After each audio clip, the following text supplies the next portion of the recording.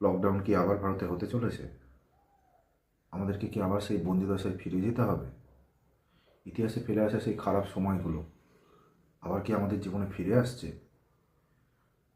না আছে কোনো ভাইরাসের খবর, সরকারের তরফ থেকে কোনো মাস্ক পরার নির্দেশিকা আসেনি, তবু সোশ্যাল মিডিয়ায় লকডাউনের খবর আগুনের মতো ছড়িয়ে পড়েছে। এই ভিডিওর মাধ্যম দিয়ে এর ইনসাইড স্টোরি জানার চেষ্টা করব, যেটা আপনাদের পকেট থেকে রান্নাঘর পর্যন্ত সরাসরি আঘাত আনতে পারে। আর ভিডিওর পুরোটা সঙ্গে থাকবেন, কারণ আধা ইনফরমেশান মিথ্যের থেকেও বেশি ভয়ঙ্কর হয়ে যেতে পারে। হে সূত্রপাত অ্যাকচুয়ালি প্রধানমন্ত্রীর একটি ভাষণে, যেখানে উনি লকডাউনের কথা উল্লেখ করেন, এবং এরপর থেকেই সোশ্যাল মিডিয়ায় হু হু করে ছড়িয়ে পড়ে লকডাউনের কথা। আসলে উনি লকডাউন বলতে সাপ্লাই চেনের কথা বুঝিয়েছেন। করোনার সময় যেমন দেখবেন একটা দেশের সাথে অন্য দেশের টোটালি যানবাহন ব্যবস্থা, পরিবহন ব্যবস্থা টোটালি বন্ধ হয়ে গেছিলো, এবং এর এফেক্ট পড়েছিল আমাদের আমদানি বা রপ্তানির ক্ষেত্রে। এখন এই পশ্চিম এশিয়ায় ইরানের সাথে ইসরায়েল ও ইউএসের যে যুদ্ধ তৈরি হয়েছে, সেম পরিস্থিতি তৈরি হয়েছে আমাদের দেশে।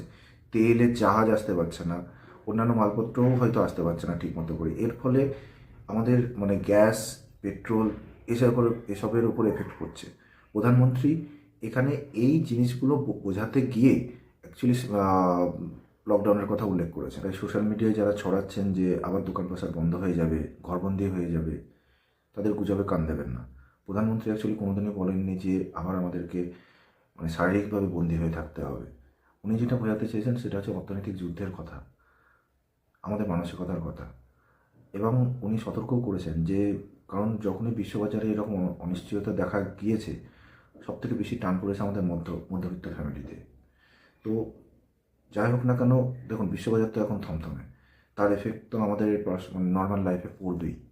তো আমাদেরকে তাই সতর্ক নিজে থেকেও থাকতে হবে। বেশি অপচয় তো অবশ্যই করা যাবে না, কিছুটা সাবধানও থাকতে হবে। আশা করি ভিডিওটা ভালো লাগলো। নমস্কার।